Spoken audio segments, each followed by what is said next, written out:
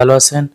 আজকে আপনাদের সাথে গুরুত্বপূর্ণ একটা স্বপ্ন নিয়ে আলোচনা করব। তা হচ্ছে কেউ যদি স্বপ্নে দেখে সে আকাশে উঠে গিয়েছে এবং আকাশের মধ্যে সে ঢুকে গিয়েছে, তাহলে সেই ক্ষেত্রে ব্যাখ্যা হবে ওই ব্যক্তি শাহাদাতের মর্যাদা লাভ করবে এবং আল্লাহ তাআলার নৈকট্যশীল বান্দার মর্যাদা লাভ করবে।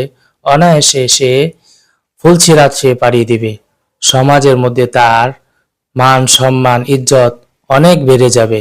আবার কেউ যদি স্বপ্নে দেখে সে আকাশে উঠে গিয়েছে, কখন উঠেছে এবং কবে উঠেছে তার জানা নাই, তাহলে সেই ক্ষেত্রে ব্যাখ্যা হবে ওই ব্যক্তি দুনিয়ার জীবনে অর্থাৎ দুনিয়ার হায়াতের জীবনে সে অনেক সুখ শান্তিতে থাকবে এবং তার অনেক রুজি রোজগার বেড়ে যাবে এবং তার ধন সম্পদ অনেক হারে বেড়ে যাবে এবং ওই ব্যক্তি শাহাদাতের মর্যাদা লাভ করবে।